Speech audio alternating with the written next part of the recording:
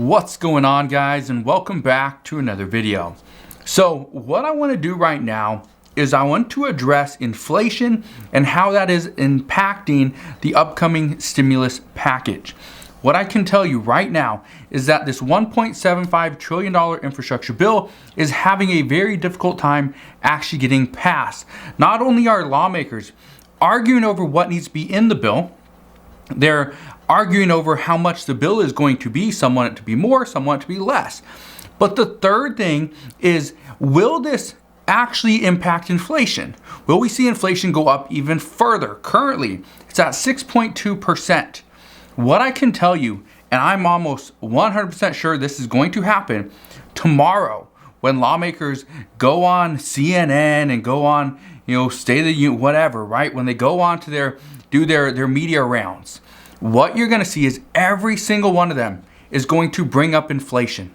Whether the Build Back Better Act is going to be good for inflation and it's going to reduce the inflationary pressures, or it's going to be bad.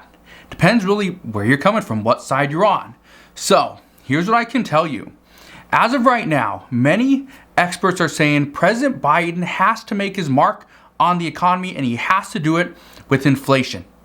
This is where it's going to come.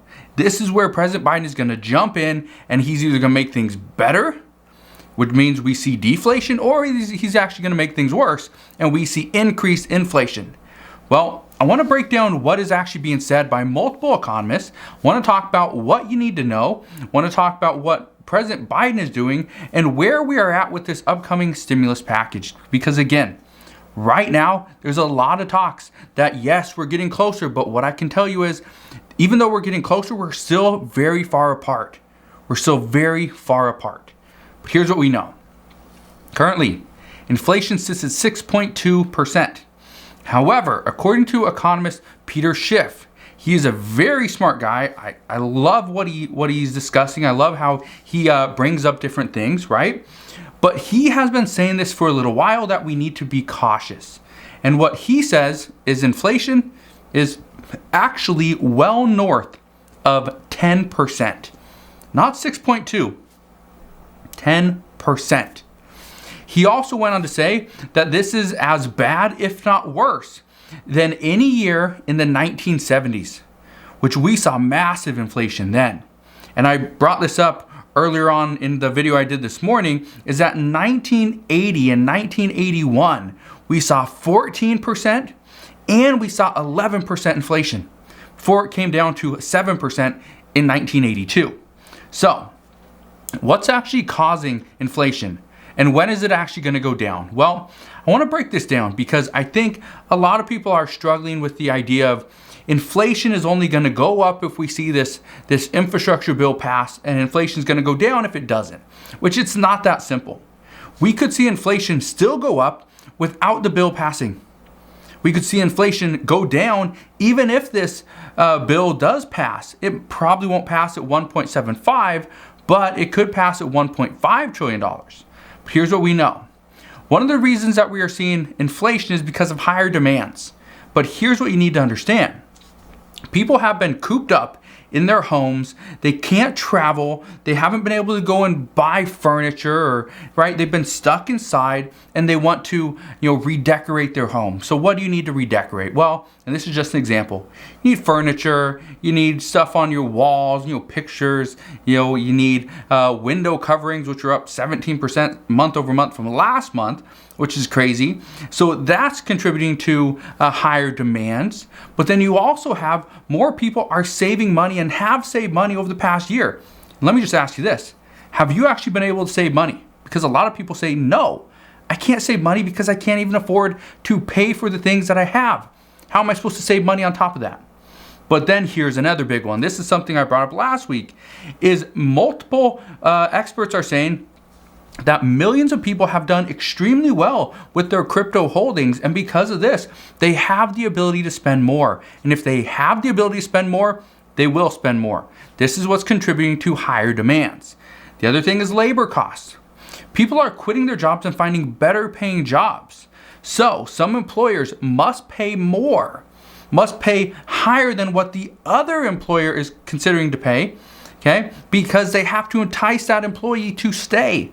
And that's contributing to higher costs as well, because now, guess what? The owner of the business isn't going to just eat those costs. No, that new cost is actually going to be transferred over to the end consumer. That's you and I.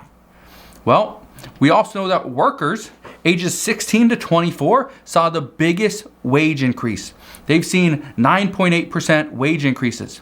Well, this is good because they're beating inflation. Here's the bad part.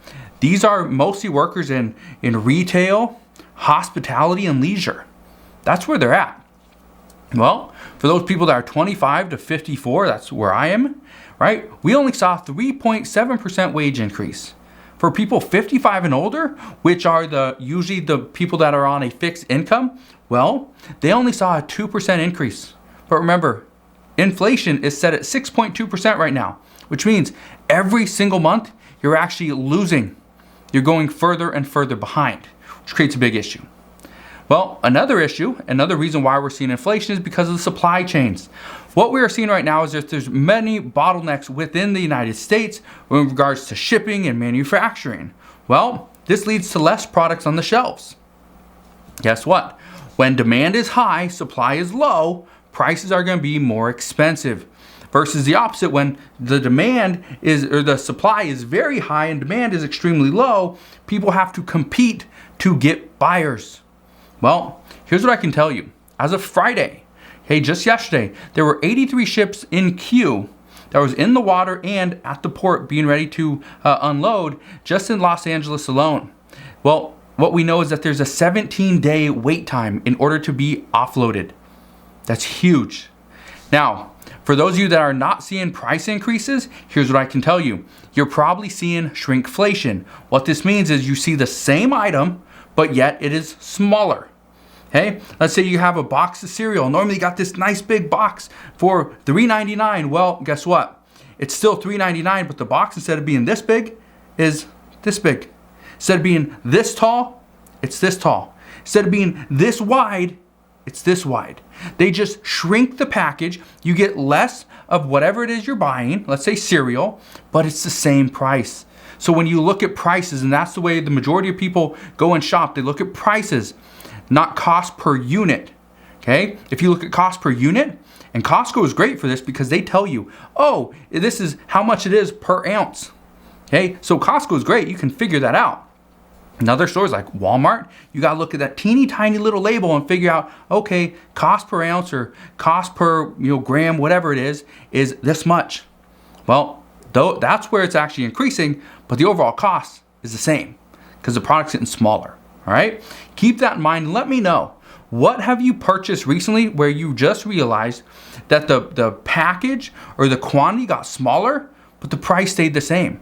I heard this just from one of the viewers just this morning, that they actually went to KFC to buy chicken, and instead of I think it was a $22.95 or $22.99, whatever it was, for more of a like a family meal, it was $27.95.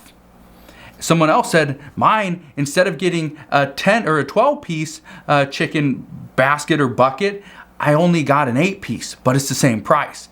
That's what we're seeing. So, again, it's not great, but here's what I can tell you.